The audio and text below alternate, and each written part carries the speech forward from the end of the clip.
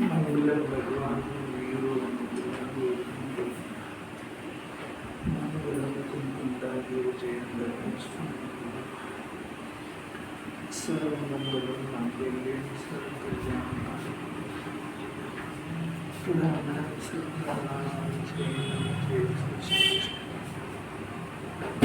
नमस्ते साराय स्वामी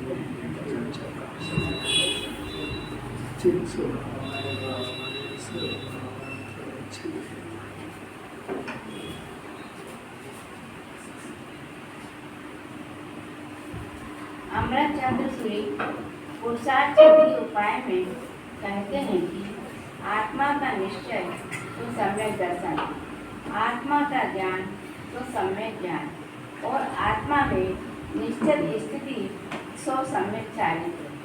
ऐसे रत्नत्रय वह मोक्ष मार्ग है और वह आत्मा का स्वभाव भी है।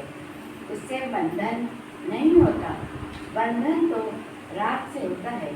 इसलिए मुमुक्षु जन अंतर्मुख होकर ऐसे मोक्ष मार्ग का सेवन करो और परमानंद स्वरूप परिणामों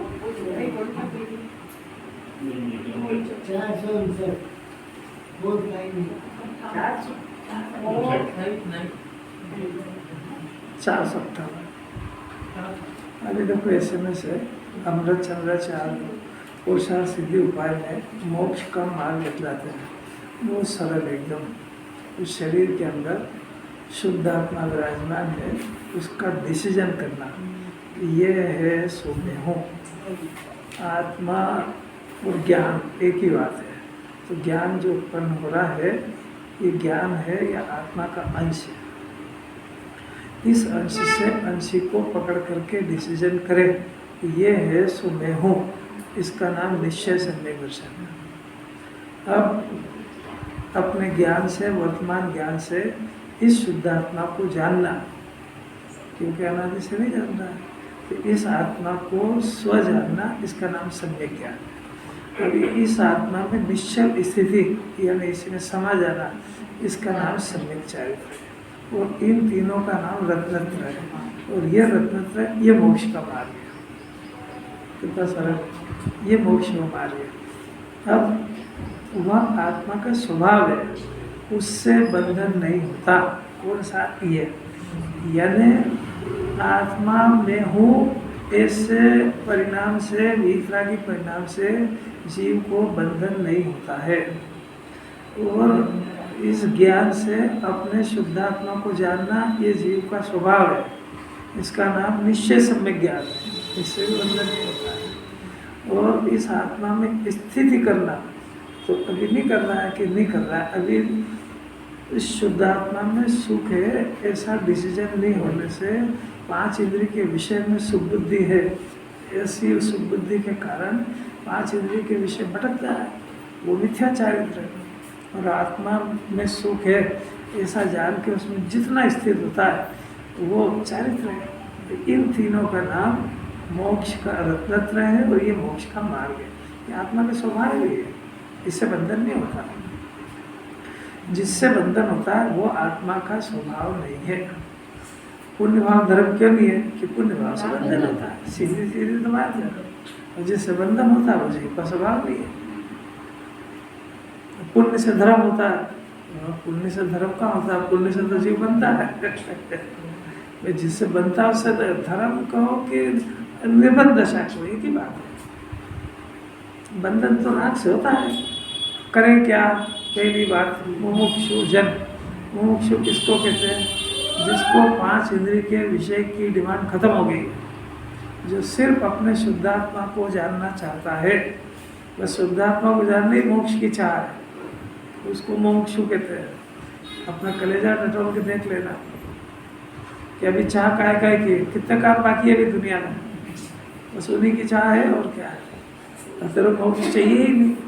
और वो जितने काम की लिस्ट है वो तक जिंदा भी रहेगा। खोटी लिस्ट बनाने से फायदा क्या है? जब जो होगा हो जाएगा, उसमें क्या तो बंधन तो राग। इसलिए मोक्ष जब अंतर्मुख होकर के, आत्मा से एकता अंतर्मुख होकर के होती है। अंतर्मुख होकर ऐसे मोक्ष मार्ग का रत्नत्रय का सेवन करो और परम आनंद स्वरूप परिणमो। इसी का नाम है हूँ परमात्मा शिव नक्की करो। अपने ज्ञान से, अपने ज्ञान की प्रयास से अपने द्रव्य को नक्की करो कि मैं परमात्मा स्वरूप हूँ। गजब ये देखो, मर्म बहुत अमृत भरा है इसके अंदर। क्रमबद्ध की बात चलती, बहुत अलौकिक बात है। देखो, सबसे पहले केवल ज्ञान के स्वरूप का डिसीजन करो। केवल ज्ञान होता क्या है कि केवल ज्ञान मोह पूर्णतया क्षय होने पर आत्मा का डिसीजन होने का नाम सम्यक दर्शन है, और इसी आत्मा में पूर्ण समा जाने का नाम चारित्र्य है। और ये पूर्ण समा जाने पर ये सारे अंतराय हट करके केवल ज्ञान और केवल दर्शन अनंत सुख हो जाता है जीव को। तो दो गुण है, एक ज्ञान गुण और एक दर्शन गुण। ज्ञान गुण का काम क्या है, दर्शन गुण का क्या है, अनंत ज्ञान का है ना।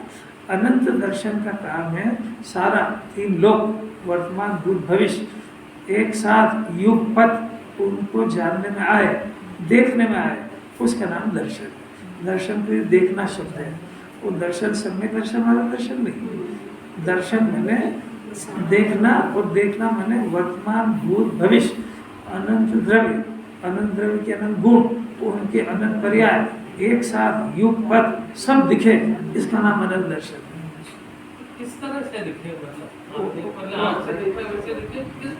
वो आपको केवल ज्ञान करो तब समझ में आएगा किस तरीके से दिखे। जब वो प्रकट ही अनंत ज्ञान दर्शन केवल ज्ञान में प्रकट होता था, आपको कैसे दिखाए। अभी जो देख रहा है जीव दर्शन, और अभी ज्ञान, ये तो हुआ अनंत दर्शन।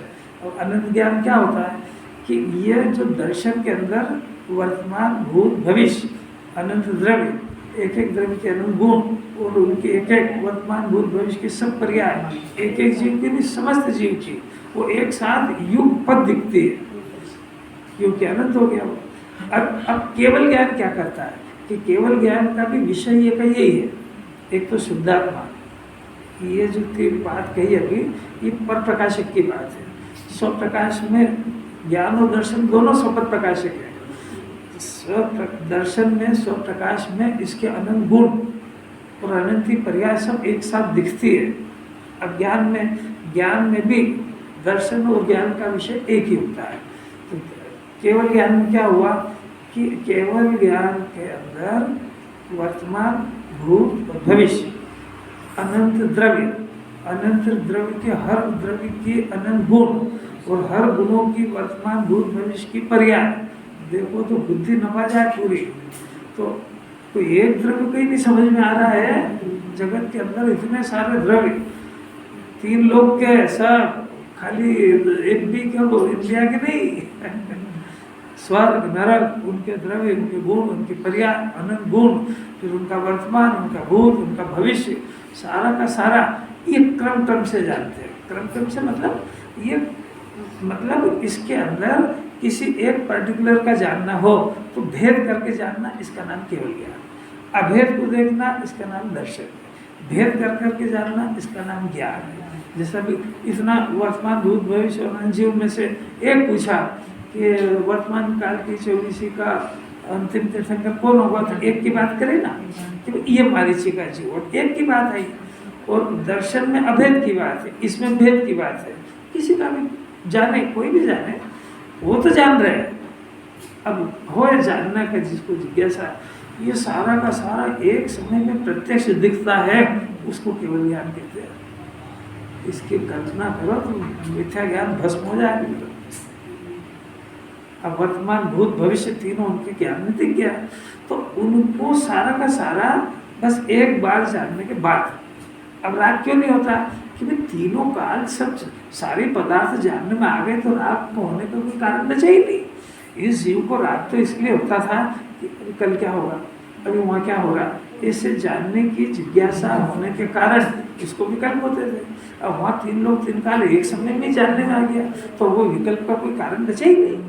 नहीं जानने से उसको विकल्प हो रहे थे, मेरा भविष्य क्या होगा, मेरे को सम्यक दर्शन कब होगा, मेरी दुकान चलेगी कि नहीं, मेरे बच्चे की ब्याह शादी होंगे, हजारों विकल्प है, एक क्या हो। तो अब इसको जो अब वो केवल ज्ञान के अंदर सारा का सारा एक साथ युगपत जानने में आ गया, तो जानने में आने से अब विकल्प का कोई कारण बचा नहीं। अब दूसरा प्रश्न कि उनके केवल ज्ञान में ये जीव को तो क्रमबद्ध जानने का क्रमबद्ध हो रहा है, तो इसका जो ज्ञान है वो मतिशुद्ध ज्ञान है, वो अल्प ज्ञान है, तो ना तो युगपत देख सकता है और न युगपत एक एक पदार्थों को जान सकता है, तो इसलिए उसको क्रम से जानना पड़ेगा। अब क्रम से जानने पर प्रश्न ये हो गया कि अनंत ज्ञान अनंत दर्शन ये हुआ कैसे, कि ये आत्मा का ऐसा स्वभाव ही है कि वो तीन लोग तीन काल को जाने करे कुछ नहीं उसको आत्मा कहते हैं, जाने करे कुछ नहीं उसको परमात्मा कहते हैं। क्यों? क्योंकि आत्मा का अकर्ता स्वभाव है। बात समझ में आ रही क्या? हमारे जिन्हें परमात्मा करता है, क्या करता है? अकर्ता। उनका जो केवल ज्ञान केवल दर्शन प्रकट हो गया वो करता है, क्या करता है? अरे बोलते क्या नहीं? अब उनके पास अनंत वीर है फिर भी क्या करता है? अनंत वीर का तो काम है, बहुत सारी शक्तियां तो कर सकता है, कि वो अनंत वीर इसलिए नहीं है। आया क्या समझ में? अब नीचे कि जिस जीव को, यहाँ तो सभी जीव जो भगवान बनने वाले वही तो सुन रहे हैं इस बात को, तो अब वो जीव ये जो भगवान बनने के मार्ग में आया, तो ये जो इसने जिस परमात्मा को सिलेक्ट किया, चुना है अपने आराधने के लिए, बहुत ऊंची बात है, कोई मामूली बात नहीं है। जो जिन्हें भगवान को अपना आराध्य देव बना ले कि इनके अलावा किसी की आराधना स्वीकार नहीं होगी, पहली पात्रता यह, और फिर इनकी भी आराधना इनसे कुछ चाहने के लिए नहीं होगी, इन जैसा बनने के लिए होगी। इस बात में अनंत पुरुषार्थ है। क्यों? क्योंकि इस विश्व के समस्त ही पदार्थ, समस्त में अपन चार की बात तो कर ही नहीं रहे, धर्म अधर्म आकाश काल की, जीव और पुद्गल दोनों ही अकर्ता स्वभाव है, न जीव पुद्गल का करता है न पुद्गल जीव का करता है। और जब दोनों का स्वभाव करना नहीं है, हमारे परमात्मा भी करते नहीं है, उनके केवल ज्ञान भी करता नहीं है, तो ये जीव करने का कहाँ से बोझा ढो रहा है कि बस ये जो ढो रहा है इसी का नाम अज्ञान है और इसी का नाम अनंत संसार है। क्यों? इसलिए है कि ये अपने स्वभाव से विपरीत काम कर रहा है, कोई भगवान ने शाप नहीं दिया इसको, तो ये जो स्वभाव से विपरीत काम कर रहा है कि अकर्ता है और कर्ता मानता है अपने को, तो उसमें होएगा क्या कि एक तो जगत के स्वरूप को बिगाड़ने का प्रयत्न है, क्योंकि उस पदार्थ की सब पर्याय तो उसके कालक्रम में हो रही है।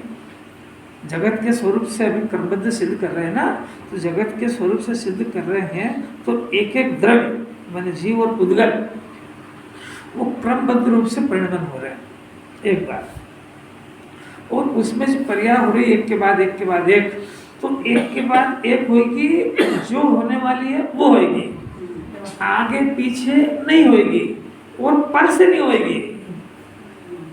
बात समझ गए? दो सिद्धांत है, क्रम से होगी नंबर एक, जो होने वाली होगी वो होगी नंबर दो, और दूसरे से नहीं होगी, इसी से होगी।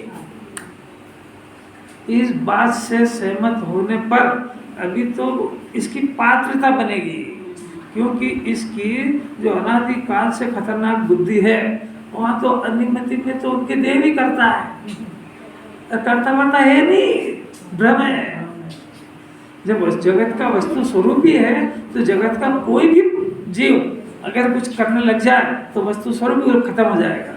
ऐसा थोड़ी कि कुछ जीव करता है कुछ करता है, मतलब कुछ देवता करता है कुछ नहीं, ऐसा है ही नहीं, सारा भ्रम है। करने के नाम पे जीव करवाने के नाम पे भी ठगा रहा है, करने के नाम पे भी ठगा रहा है। इस सृष्टि में ऐसा कोई देव नहीं है जो किसी अन्य का करे। बात समझ में आ रही क्या? इसमें तो देव का सिलेक्शन हो जाएगा कि देव वही है जो अकर्ता है, देव वही है जो जीव को अकर्ता होने का उपदेश देते हैं, देव वही है जो इस जीव के दुख का कारण जानते हैं, और दुख का कारण सिर्फ इतना सा है कि अपना हेतु स्वभाव से अकर्ता और अपने को कर्ता समझ गया है। कितनी सरल बीमारी है, पर्याय का स्वरूप आज तक नहीं समझा। कुछ भी नहीं समझा, न द्रव्य का समझा, न पर्याय का समझा, न भगवान का समझा, न अन्यमति की भगवान का समझा, न वीतरागी भगवान का समझा, न अपने आत्मा का समझा, न कुछ समझा क्या है? मूर्ख रहा, बस पाप करने से धन आता है ऐसी खोटी बुद्धि है, और मैं शरीर हूँ ऐसी बुद्धि है, और मैं करता हूँ ऐसी बुद्धि है। अरे तेरे देह भी करता नहीं, तू कहाँ से करने वाला हो गया? इतना उसके ज्ञान में बात आए तो सोचे ना, इसका सत समागम हो, इसको जिनवाणी सुनने को मिले, पढ़ने को मिले, और इसके ज्ञान को कोई चैलेंज करने वाला हो कि तू करता है तो करके अभी तक सुखी क्यों नहीं हुआ ये बता, और तूने अभी तक क्या क्या काम करा ये बता। ये जो इस जीव को दुख जो है जिंदा इसीलिए है कि कुछ कर नहीं पा रहा, करने के भ्रम से दुखी हो रहा है, और आज नहीं तो कल हो जाएगा, इस चक्कर फंस गया हो। और जिन्हें परमात्मा के कभी नहीं होएगा। क्यों नहीं होगा भाई? इसलिए नहीं होएगा कि वो एक एक पदार्थ, उसका नियम पुद्गल का भी नहीं टूटेगा। कौन सा? कि वो पदार्थ अपनी पर्याय एक एक क्रम से बदलेगा, आगे पीछे नहीं हो सकती, उसी की नहीं हो सकती एक बार। दूसरी बात है, उसी की पर्याय आगे पीछे भी नहीं होगी, जो होने वाली वही होगी, जो होने वाली उसकी योग्यता से होगी, और पर से भी नहीं होगी। किसकी? चेतन की, क्या चेतन की? दोनों की। अरे क्या गजब की बात है! ऐसा सुनकर तो इसको लगे कि आज तो मेरा जीवन धन्य हो गया। जैसे तीर्थंकर की माता है ना, भजन कैसा पंचकला में कितना सुंदर बना कि आज मेरा जन्म धन्य हुआ। तो जिस जीव को बात समझ में आ जाए, जीवन धन्य हो जाएगा उसका, क्योंकि जगत से निर्भर हो गया।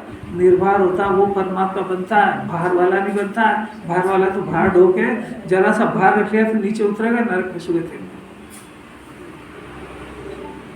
कुछ अच्छी लग रही कि नहीं, मन लग रहा है कि नहीं, कुछ अपने काम की बात आ रही कि नहीं, अरे परमात्मा बनने की बात है।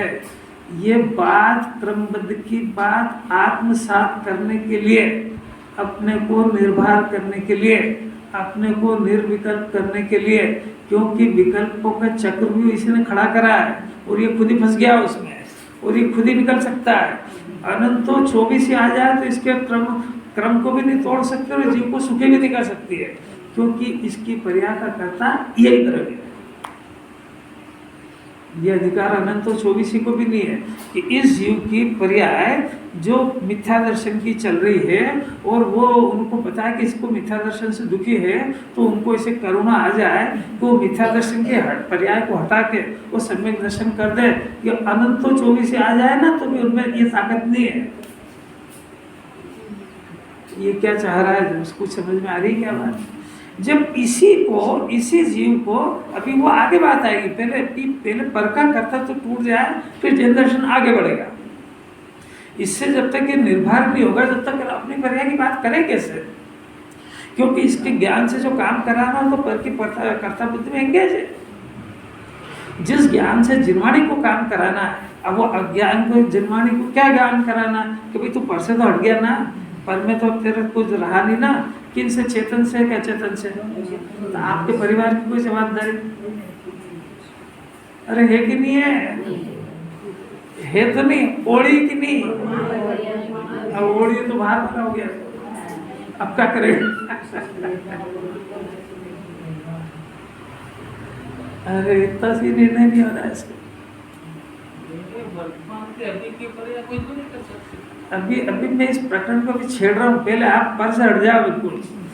जितना इसका दिमाग खराब है, वो पर की पर्याय बदलने के चक्कर में है। अभी इतनी बड़े पहले कैंसर की सर्जरी तो हो जाएगी, सर्दी खांसी है, फिर तो इसको निपट लेंगे बाद में। तुमको पहले सर्दी खांसी का बुखार का इलाज कराना है कि पहले कैंसर, कल प्राण निकल जाएंगे और दर्द सहन नहीं होएगा। तो पहले सबसे बड़ा खतरनाक जो परद्रव्य की कर्ता बुद्धि इसके माथे पे चढ़ गई है, वो इसको तत्व उतरने नहीं देगी। वो सम्यक दर्शन की बात सुनने लायक ही नहीं होएगा। उसका कहीं 3 लोक में कहीं मन नहीं लगेगा उसका, जिसको परद्रव्य की कर्ता बुद्धि। अब तुम कहो कि पूजा कर, अरे कर, पर उसका मंत्र देखो, उसके माथे पे 1000 बोझे पड़े हुए कि चल यात्रा, चलो ले जाओ पार्श्वनाथ भगवान की टोप पे ले जाओ उसको, और उसका खोपड़ी तो परेशान है वो। अब वहाँ ले जाके तुम कहो कि भगवान का स्वरूप विचार कर, वो क्या करे? वो मेरे साथ जो आए थे वो नीचे गए कि नहीं गए, रास्ते में ढूंढ तो नहीं, वो तो नहीं गए। ऐसा तो नहीं हो कि रात के पहले अपन पहुंच नहीं पाए तो आज का उपवास ही हो जाए। वो ज़्यादा ही शूरवीर हो तो रात को वहाँ भी खा ले। वो तो सब बात समझ में आ रही क्या? निर्भर कब होगा? जब पर के अभी कोई इसमें सम्यक दर्शन नहीं हो गया है।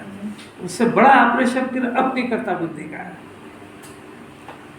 अब खाली स्थूल रूप से तो अभी इतना ले आप मानसिक ज्ञान के अंदर, क्योंकि ये जो मेथड चल रही है ये इस जीव को निर्विकल्प करने की मेथड चल रही है। कौन सी बीमारी का इलाज चल रहा है? इस जीव को विकल्प की और कर्ता बुद्धि की बीमारी है। उस कर्ता बुद्धि का और विकल्प तोड़ने का इलाज क्या है? तो जिन्हें भगवान बता रहे हैं कि जिस पदार्थ में तुम करना चाहते हो उसकी भी पर्याय क्रमबद्ध हो रही है, और जो तुम चाहते हो तो तुम्हारे अंदर की भी क्रमबद्ध हो रही है। तो इसका जो ज्ञान है वो उस पद में घुसे तो कुछ करे ना, पर वो घुसने देता। अब उसकी जो पर्याय क्रम सर चल रही है तो वो क्रमबद्ध आगे पीछे भी नहीं हो रही है और उसका क्रम रुक भी नहीं रहा है। अब ये जाकर उसमें घुसना चाहे तो कोई गुंजाइश तो हो, या तो उसका क्रमबद्ध रुके या कोई पर्याय निकले तो घुसे उसमें ये। और जब ये घुसने जाए तो इसकी पर्याय का क्या होगा? कुछ टेक्निकल बात समझ में आ रही है? अरे तुम ये बताओ, बहुत सामान्य सी बात है, तुम हमेशा घर का और परिवार का चिंतन करोगे तो तुम्हारी आत्मा का चिंतन कौन करेगा? इस ज्ञान से एक ही काम ले लो आप, या तो उनकी चिंता कर ले और या अपने भाव की चिंता कर ले। इस ज्ञान से एक ही काम कर लो कि या तो इस ज्ञान को पर को जानने में लगा दो या इस ज्ञान को पर से हटा के अपने आत्मा को जानने में लगा दो। आपको क्या करना है आप तय कर लो। या तो आप अपनी दुकान चला लो या पड़ोसी की ताक झांक करके रोते रहो, या तो आप दूसरे की चिंता में डूब जाओ और या फिर अपने को मोक्ष में जाने के पुरुषार्थ कर लो। पहले आप सिलेक्ट कर लो कि आपको क्या करना है। दो नाव की सवारी नहीं चलेगी कि यह सोचे कि मैं उनका भी भला कर दूं और अपना भी आत्मित कर लूं। जैन दर्शन ने परोपकार का सख्त मना करा है। समझ आ रहा है परोपकार किसको कहते हैं? जिसको सारी दुनिया धर्म कह रही है और जिसको जिनवाणी ने निषेध किया है। क्योंकि परोपकार की घटना यानी दया की घटना यानी पर में हस्तक्षेप की घटना तो कभी हो ही नहीं सकती है। ये परोपकार करेगा कैसे? अरे कोई बात फिर जिनवाणी में तो कहा साहब दया धर्म है, ये है वो है। अरे वो ज्ञानी को वो परिणाम वितराग भाव नहीं हो तब तक ऐसा दया का परिणाम आ जाता है, उसका ज्ञान कराते हैं। वो करना वरना नहीं चाहता है, क्योंकि पहले तो परद्रव्य को गुलाम बनाने में जीवन बर्बाद किया है और अब पर का भला करने के नाम से उसमें घुसता है। करता वही काम है, भला भला नहीं करता है, उसके क्रमबद्ध को तोड़ना चाहता है। अरे उसका असाता का उदय तो तू तोड़ के साता का अरहत भगवान नहीं ला सकते। पार्श्वनाथ भगवान अपने असाता के क्रम को तोड़ करके साता का नहीं ला सके, वो पार्श्वनाथ तेरे क्रम को तोड़ देंगे। भ्रम है तेरे को। वो अभी ला रहे हैं ज्ञान की पर्याय की बात। हुआ क्या? नरक पशु गति। अरे देखो अभी कल जो बात कही थी कि ये जीव ने क्या करा कि इस जीव ने करा तो है, तो एक एक जो पर्याय उत्पन्न हो रही ना इसके अंदर, वो पर्याय बिना पुरुषार्थ के नहीं होती है। तो इसने मोक्ष का मार्ग का पुरुषार्थ नहीं करा तो पुरुषार्थ बगैर तो रहेगा नहीं। तो अनंत संसार का पुरुषार्थ कराना इसने, अपने लिए भाव खड़े करे ना इसने। फिर से देखो उस दृष्टांत में कि वो महावीर भगवान के जीव ने मारीची ने वो उनकी वाणी सुनी कि भाई तू तो 24वां तीर्थंकर होगा, तो उनने क्या पुरुषार्थ करा कि संसार का पुरुषार्थ करा ना। वो केवल ज्ञानी की वाणी यानी वो उस द्रव्य की क्रमबद्धता उसको तोड़ने का पुरुषार्थ करा ना, तो उसको ये पुरुषार्थ अपने आप को निर्विकल्प उस क्रमबद्धता को स्वीकार करके निर्विकल्प होने का पुरुषार्थ करना था। ये मोक्ष का पुरुषार्थ था। अब पुरुषार्थ की पर्याय खाली तो रहेगी नहीं, तो उसने क्या करा कि उल्टा पुरुषार्थ करा है ना, और अपने लिए इतने भाव खड़े करे तो है। तो अपन ने अपने ज्ञान का दुरुपयोग करा तो है। जितना अभी अगर थोड़ी सी कल्पना करो कि अभी आज से 50 साल पहले अपने को सम्यक दर्शन हो जाता तो अब तक कितना सुख पी चुके होते हैं। नहीं समझ? आप हर जगह लगाओ। अभी आज कोई जिनवाणी सुनने आया उसको लगा कि ये तो गजब की बात है और ये तो मेरे को आज मैं निहाल हो गया। तो तू आज की बात सुन करके ये विचार तो कर सकता है ना, मैंने जो 10-20 साल खोए उसमें मैंने अपना कितना नुकसान करा, तो कुछ लगा तेरा निर्णय। आ रही की बात समझ में आ रही क्या कि सम्यक दर्शन होने पर ही तो उसको अनादि के पता लगेगा कि मैं भ्रमे अपन को विसरी आप जरा से तो करती थी। बात तो शुरू कर रहे हैं अभी, तो अभी इस जीव को प्रबंध होती क्या है स्थूल तो समझ में आ जाए। इतने सारे सिद्धांत निकले जिन्हें परमात्मा, केवल ज्ञान, इस आत्मा का स्वरूप, पर द्रव्य का स्वरूप, उनकी पर्याय सब क्रमबद्ध होती है। इसलिए इस जीव को कहीं भी घुसने की, किसी की पर्याय बदलने का कोई अधिकार भी नहीं है और ये कर भी नहीं सकता है। और ये अधिकार नहीं होने पर भी अधिकार जताता है, तो ये उस द्रव्य की स्वतंत्रता का खंडन करने का जो इसका जो योजना प्लानिंग है, इसका नाम मिथ्या दर्शन है और इसमें इसको अनंत नरक निगोद की सजा होगी। अब दूसरी बात हम लेके आते हैं। अब पहले से एक दृष्टांत और समझो परिणाम का। तत्वानुयोग पढ़ना चाहिए और द्रव्यानुयोग के बाद पढ़ना चाहिए और द्रव्यानुयोग का तत्व उसमें से निकालना सीखना चाहिए। नहीं समझ में आए तो गुरुदेव से सीखो। प्रद्युम्न कुमार श्री कृष्ण के पुत्र थे। श्री कृष्ण अर्धचक्री थे। तो जो प्रद्युम्न कुमार थे तो उनका पूर्व जन्म का किसी से बैर था, तो 6 दिन का बालक को कोई राजा अपहरण करके ले गया। 6 दिन के बालक को 6 days बालक तो चला गया। अब श्री कृष्ण जो थे 3 खंड के अधिपति थे। 6 खंड का अधिपति चक्रवर्ती होता है, 3 खंड का अधिपति अर्धचक्री होता है। उसकी 96,000 रानी होती है, इसकी 32,000 रानी होती है। कोई मामूली बात नहीं है। तो ये भी सम्यक दृष्टि होता है। अब क्या करें कि उस बालक को ढूंढो। माँ बाप दो ही परेशान, बालक के कहाँ गया, कैसे गया, क्या हो गया। बालक को अपहरण हो गया उसका। अब सब जगह ढूंढवा लिया, नहीं मिले। नहीं मिलने पर नारद जी को भेजा कि जाओ सिमंदर भगवान के शरण में जाओ और पता करके आओ बालक का है। खुद की जाने की ताकत नहीं थी, नारद को भेजा वहाँ पे। सिमंदर भगवान के शरण में जा करके वहाँ तो सिमंदर भगवान के दर्शन करते से उसको सब पता लग गया कि इसको जो है प्रद्युम्न कुमार को उसका पूर्व जन्म का देरी वो सब घटना है। प्रद्युम्न चारित्र में पढ़ना। तो अब वो जो है वो ले करके गया है। उन्होंने प्रश्न किया कि कब आएगा, कि 16 साल बाद आएगा। 16 वर्ष के बाद प्रद्युम्न कुमार घर लौटेगा। अभी कहाँ है कि उस राजा के पास है। क्या कर रहा है कि बड़ा प्रेम से खेल रहा है, सुरक्षित है बिल्कुल, पर आएगा 16 साल के बाद। नारद जी को एक प्रश्न हुआ अंदर ही अंदर कि भाई 6 दिन का बालक 16 साल बाद आएगा, तो हम पहचानेंगे कैसे कि हमारी बालक है। तो उन्होंने प्रश्न किया कि भाई ये तो बताओ आप, कोई बात नहीं 16 साल बाद से आ जाएगा तो हम पहचानेंगे कैसे कि वो जब आएगा तो उस तुम्हारे जहाँ रहते हो वहाँ के सारे सूखे तालाब भर जाएंगे, पानी से लबालब हो जाएंगे और वहाँ जितने झाड़ वाड़ हैं सब में फल फूल आ जाएंगे, सब बिल्कुल कुछ भी नहीं हुआ, वो सब हरे भी फल फूल हो जाएंगे। और उसकी जो प्रद्युम्न की माता है तो उसको देखते से उसके स्तन में से दूध अपने आप झरने लगेगा। बस तुम समझ जाना कि प्रद्युम्न आ गया है। गजब हो गया ना, इतने चिन्ह बताए। अब नारद जी आए श्री कृष्ण के पास, सारा वृतांत सुना है कि सारी ऐसी बात है। क्या बोला 16 साल बाद आएगा, कैसे पहचानेंगे, तो उन्होंने बता दी सब चीज। अब 3 खंड का अधिपति केवल ज्ञानी ने कहा 16 साल बाद आएगा, तो क्या करें, सम्यक दृष्टि है। अपना जैसा शूरवीर होता तो कहाँ चलो अपन चलते हैं, लड़के लेके आते हैं अपने पुत्र को। सोचा जरा अपना चला जाता तो अपन क्या करते। उनको ये परिणाम भी पैदा नहीं हुआ श्री कृष्ण को कि अपन अभी जान 3 खंड का अधिपति कोई मामूली हस्ती नहीं होती, कैसे राजा हो तो ले आते हो, परंतु लाने का तो परिणाम तक पैदा नहीं हुआ उनको। इसका नाम है क्रमबद्ध का सिद्धांत।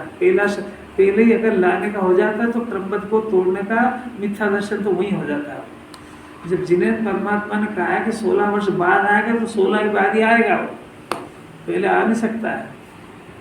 अब दूसरी बात, बैठे रहे, अब 16 साल बाद दिन गिनते गिनते गिनते वो प्रद्युम्न कुमार जो थे, वो तो कामदेव थे, वो रिद्धियाँ प्राप्त कर ली उन्होंने बहुत, तो क्षुल्लक का वेश धर के आए। अब कोई क्षुल्लक का वेश धर के आए तो लक्षण तो सब हो गए, तालाब लबालब हो गए, दूध उसमें से पानी आ गया, और माँ को देख करके स्तन में से दूध भी आ गया, माँ सामने खड़ी, पर वो क्षुल्लक जी आए, मेरा पुत्र कहाँ है? अब ये कौतूहल करा। अब ये कौतूहल करने में थोड़ी सी देर बाद फिर उन्होंने अपना असली रूप व्यक्त किया, और फिर माँ बेटों का मिलन हुआ। कहानी सुनने में तो मजा आ रहा है कि नहीं आ रहा है? आ गया। अब इसमें से क्रमबद्ध सुनो कि श्री कृष्ण को उस क्रमबद्ध को फेल करने का परिणाम नहीं आया, नहीं तो इनका सम्यक दर्शन चला जाता। जब वो आएगा तो 16 साल आपको धीरज रखने के सिवा कोई काम नहीं है। उनको ले करके आना इसका नाम पुरुषार्थ नहीं है, 16 साल इंतजार करना इसका नाम पुरुषार्थ है। यदि मान लो, कल्पना करो कि यह अपना आधिपत्य दिखाते हैं, तो कितने लोगों का, कुछ सैनिकों का संहार होता, क्योंकि वो इतना सीधा थोड़ी था कि दे देता। लड़ाई होती, सैनिक मारे जाते, और ये होता, और वो एक ही प्रश्न करता कि ये पुत्र तुम्हारा, इस बात का क्या प्रमाण है? यही समझ, ये पुत्र जो है ये तुम्हारा है, इस बात का प्रमाण कहाँ से? मेरा है। अब इस झगड़े का फैसला खुद करता। वो यदि ये कह देते कि हमको सिमंदर भगवान ने कहा, तो क्या उनके कहने से मान जाता? चलो सिमंदर भगवान के पास। तो किसकी ताकत थी कि वहाँ चले जाए? सिमंदर भगवान के पास जाने की ताकत किसकी थी? वो सिर्फ नारद ही जा सकते हैं।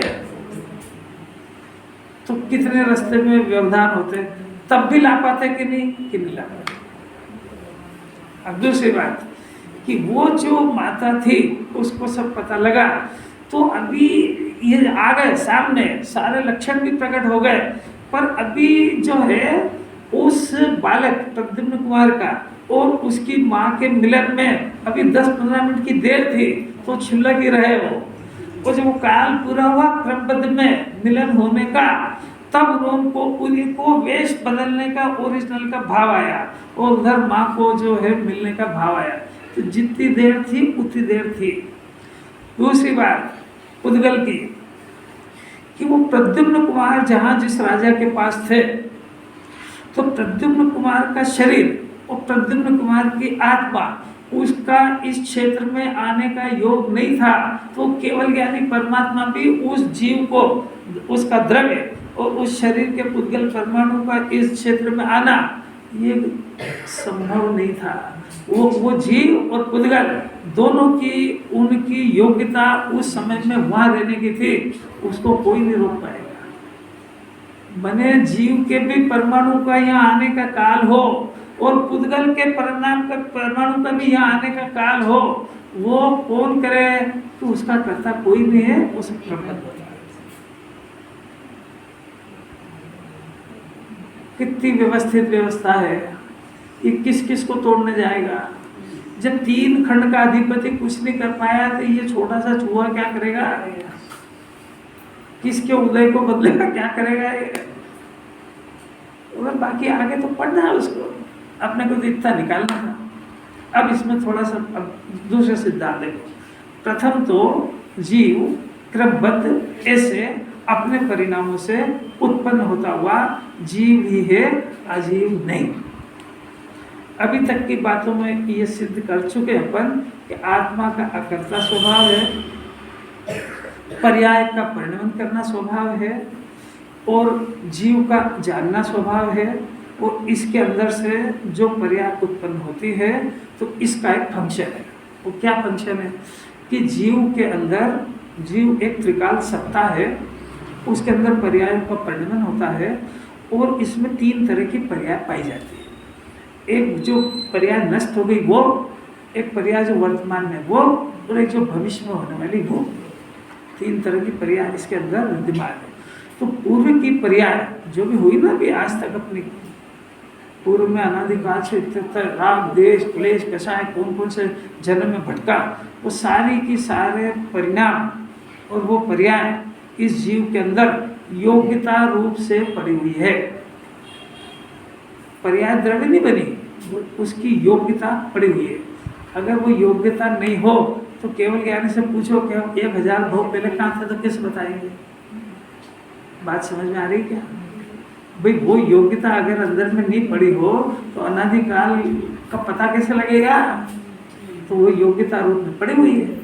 अब वर्तमान की पर्याय कि वर्तमान की व्यक्त है। अब भविष्य की पर्याय कि भविष्य की पर्याय शक्ति रूप से पड़ी हुई है और वो एक के बाद एक के बाद एक के बाद एक क्रम सब पैदा हुई है, वस्तु का स्वरूप है। अब इसमें जो पूर्व की पर्याय व्यय होगी, वर्तमान की जो उत्पन्न हो गई ये जाएगी और नहीं आएगी, इसके बीच में समय भेद नहीं है। इसलिए इस पर्याय के बीच में कोई अन्य जीव या अन्य पुद्गल का प्रवेश वस्तु स्वरूप से निषेध है। बात जरा तो समझना, खाली पर्याय क्रमबद्ध थे तो चिल्लाने विल्लाने से कुछ नहीं होता है। जीव अकर्ता क्यों है कि भाई वस्तु स्वरूप में गुंजाइश ही नहीं है और वो खची हुई है इसके अंदर। तो इस जीव को कोई केवल ज्ञानी परमात्मा ने देखा है इसलिए जीव पराधीन है, ऐसा नहीं है। इस जीव की इसके अंदर जो भविष्य की पर्याय पड़ी हुई है, पर्याय रूप में नहीं पड़ी, शक्ति रूप में, तो वो शक्ति के बाद में उसका जिस काल में जिस योग्यता से जिस निमित्त से उसका उत्पन्न होना होगा वो उसके क्रम में नक्की है और उसके क्रम में पैदा होएगी। तो उसके निमित्त भी अभी नक्की है। जैसे कल बता दिया ना कि महावीर भगवान का महावीर बनने के माता पिता का निमित्त वो नक्की है। ऐसा नहीं कि चाहे जो बन जाएगा, उसका क्षेत्र नक्की है, उसका काल नक्की है। अपन पर क्रमबद्ध पर्याय के नाम से सिर्फ काल से ही विचार करते हैं इसका कि कब होगा, क्यों केवली ने देखा तब होगा, कि ये तो एक फैक्टर हुआ, सिर्फ काल का डिसीजन हुआ। वहाँ निमित्त का भी है, द्रव्य का भी है, क्षेत्र का भी है, काल का भी है, भाव का भी है, सारा का सारी फाइनल है। वो पांचों संभव है। कुछ पल्ले पढ़ भी रहा है कि नहीं पढ़ रहा है? सारे उदास क्यों हो गए? अपने आप में कुछ नहीं इसलिए बुद्धि की पर्याय में तो मेरी क्रमबद्ध हो रही है। अभी आप सुन लो पहले वस्तु स्वरूप। पहले वस्तु स्वरूप के आधार से क्रमबद्ध का डिसीजन होता है। वो वस्तु स्वरूप आत्मसात करने का प्रयत्न करो। क्रमबद्ध होता है तो क्रमबद्ध के विकार का पोषण मत करो, क्रमबद्ध के नाम से स्वभाव देखने का पुरुषार्थ करो कि जब इतना गजब का वस्तु स्वरूप है कि मेरे ज्ञान के पास ही कोई अधिकार ही नहीं है। और इसके अंदर 2 चीजें बताएंगे अभी। एक तो राग यानी अशुद्ध परिणाम, उसकी क्रमबद्धता, और एक इसके ज्ञान की जानने की क्रमबद्धता, वो भी क्रमबद्ध है। इसको इसके ज्ञान का जो उघाड़ है, जो ज्ञानावरणी कर्म का उघाड़, वो जो क्षयक्षम ज्ञान है, वो इसका 10:10 पे कौन से गेय को जानने का काल है वही जानेगा। वहाँ कितने गेय पढ़ो उनको नहीं जानेगा, क्योंकि उसका जानने की योग्यता नक्की है, उसमें इतना सेटेड है। जैसे अपन घर में नहीं देखो कोई चीज सामने पड़ी हो, अपने को जरूरत हो, अरे ढूंढ ढूंढ के परेशान हो गया, तो 10 मिनट बाद देख के आया, अरे यही तो पड़ी हुई है, तो तेरे को उस समय क्यों नहीं दिखी? तो नहीं दिखेगी, वो दिखने के काल में दिखेगी। ये ज्ञान की क्रमबद्धता है। उसको जिस समय में जो ज्ञान ये उघाड़, तो ये ज्ञान का जो उघाड़ है ना, ये ज्ञान का उघाड़ गेयों के अनुसार नहीं है। ये ज्ञान का उघाड़ अंदर में इसके स्वभाव जन्य, इसके जो कर्म का उदय कम ज़्यादा होता है उसके अनुसार गेय को जानता है, और वो भी गड़बड़ता होता रहता है, क्योंकि क्षय रूप है। केवल ज्ञान का ज्ञानावरणी क्रम पूरा खत्म हो गया तो उनको सारा का सारा एक साथ दिखता है, वो उसको क्रम क्रम से दिखता है। तो वो जो है उसका जानने की योग्यता उसकी हर समय की पर्याय की अलग अलग है। वो अलग अलग है, तो जिस काल में जितना जान पाएगा उतना ही जान पाएगा, नक्की है। कुछ समझ में आ रही है? ऐसा कैसे राग के परिणाम का अशुद्ध परिणाम, तो जिस समय में जो अशुद्ध परिणाम होगा उसकी पर्याय नक्की वो उसी काल में होगी। वो आप अभी क्रोध करके बताओ कि अभी क्रोध आने का कारण है ही नहीं। अभी भूख का परिणाम करके बताओ, नहीं ये वो भी नहीं है कि वो अपने काल में ही होगा। रात को 11 बजे भूख का परिणाम क्यों नहीं होता? क्योंकि उसका काल ही नहीं है। और सुबह होगा तो कैसे हो जाएगा कि उसके काल में हो जाएगा। 10-11 बजे के उसको रोटी खाने का परिणाम होएगा। क्या नहीं करूंगा तो वो अंदर होएगा, तो करे नहीं करेगा, नाटक मत करेगा। कुछ समझ में आ रही है कि नहीं? इसका करने और नहीं करने से रुक जाएगा। आज करके देख लेना, उसमें क्या कि आज के दिन में रोटी खाने का परिणाम नहीं करूंगा। फिर जिनवानी कल पूछेगी हो जाएगा तो तू क्या करेगा?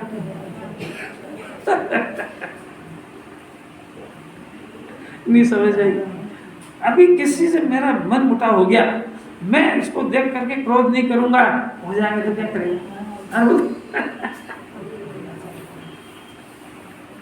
अरे क्या करेगा? समझ में आ रहा है कि नहीं?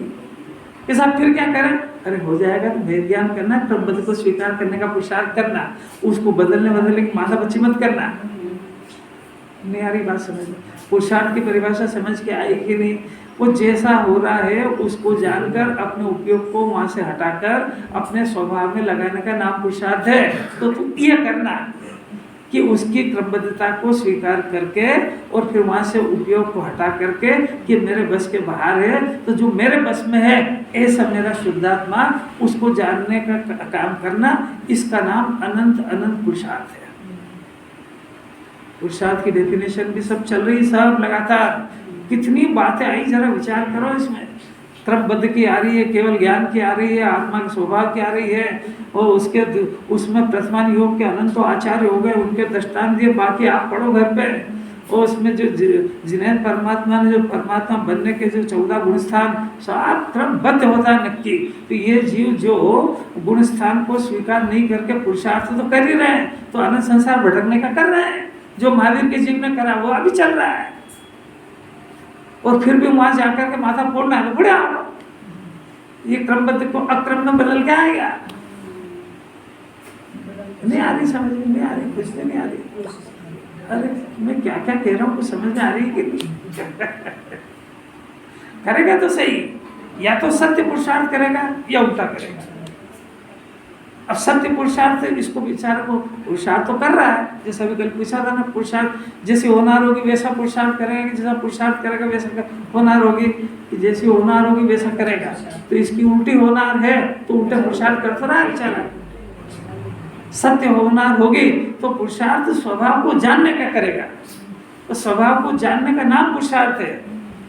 क्योंकि अनंतानंत पदार्थों को जानने की इसकी प्रवृत्ति अनादिकाल की, उन पदार्थों को अपना बनाने की प्रवृत्ति और उनकी कर्तव्य करने की प्रवृत्ति, इन सबको तोड़ करके वहां से उपयोग को हटा करके अपने आत्मा को स्व जानना, और अकर्ता आत्मा को कर्ता मानने वाले आत्मा को अकर्ता मानना, करके देखो अनंत पुरुषार्थ है।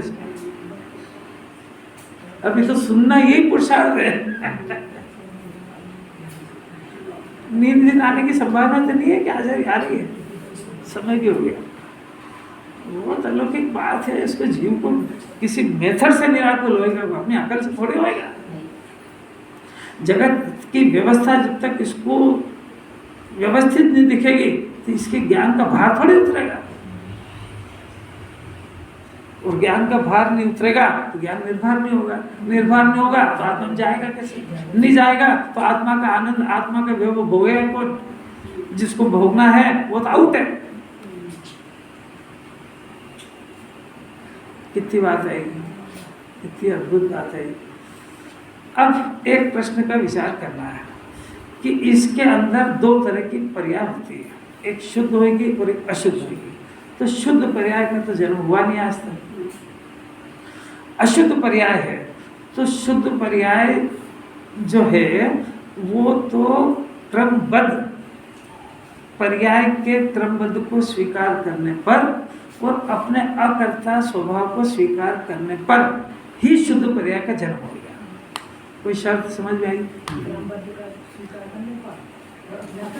अकर्ता स्वभाव दो इसके ज्ञान में स्वीकार होंगे तब इसके शुद्ध पर्याय का जन्म होगा। तब इसको समझ में आएगा कि मेरी सब पर्याय क्रमबद्ध हो रही है। अब दूसरा प्रश्न रह गया कि उसके पहले जो अशुद्ध पर्याय हो रही है वो क्रम से हो रही है कि अक्रम से हो रही है? वो भी क्रम से हो रही है, क्योंकि वो अगर अक्रम से हो जाए तो फिर इस द्रव्य की चैनल टूट जाएगी, क्योंकि द्रव्य के अंदर से जो पर्याय हो चुकी और होने वाली है, तो जो हो चुकी है वो जो अंदर सत्ता में पड़ी है उसकी योग्यता, वो जो होने वाली है, तो उसमें जो विकार है वो भी क्रम से ही हो रहा है। वही तो सम्यक दर्शन को रोक के बैठा है। तो कर्ता बुद्धि ये विपरीत मलिन पर्याय ये भी क्रम से हो रही है। सरल इतना है कि क्रम को स्वीकार करें तो इसका क्रम सुधर जाता है, अक्रम से एक भी पर्याय नहीं होती है। अपन ये प्रश्न करें कि ये पर्याय अब ये होना थी, ये क्रम से हुई कि अक्रम से? कि जिन्हें परमात्मा से पूछो कि यही पर्याय का इस समय का काल था, तो ये कहेगा आगे पीछे क्यों नहीं? कि आगे पीछे कर, अगर आगे पीछे होगी तो अक्रम से हो गई। तो तुम बताओ कि ये पर्याय कब पैदा हो गई? तुम बता दो। तो तुमको कहाँ से पता है? कुछ बात समझ में आ रही क्या? अगर ये प्रश्न करें कि साहब देखो अनादि की पर्याय तो होगी, उसमें तो कोई बदल सकता ही नहीं, वर्तमान की व्यक्त होगी उसमें नहीं कोई बदल सकता है, तो भविष्य की पर्याय को कौन जानता है? क्योंकि अभी पैदा ही नहीं हुई है। और ये पर्याय को ऐसे थोड़ी कि बनी बनाई द्रव्य के अंदर समाई है, पर्याय ऐसे समाई थोड़ी, वो अपनी योग्यता से उस समय पैदा होती है। तो पर्याय भी अंदर नहीं है, तो योग्यता से पैदा होती है। तो अब योग्यता से पैदा होती है, तो जिस पर्याय की सत्ता ही नहीं है उसको कौन जानता है कि यही होगी? कि उसको जो जाने उसी को केवल ज्ञानी कहते हैं। बात समझ में आ रही क्या?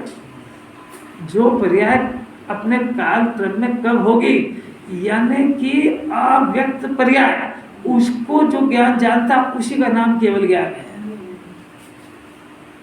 नहीं तो केवल ज्ञान की दिव्यता क्या रहेगी? इस जीव को महावीर भगवान के जीव को तो खाली उन्हीं का नहीं नक्की है, कितने 50 कोड़ा कोड़ी सागर तो ऋषभदेव सहजनाथ में लग गए। तो वो मारीचे का जीव बहुत बुद्धिमान था, उसने कहा क्या कह रहा है ये कोड़ा कोड़ी, मैंने 1 करोड़ में 1 करोड़ का गुणा करके जितना आए तो मैं कितने काल भटकूंगा ऐसा?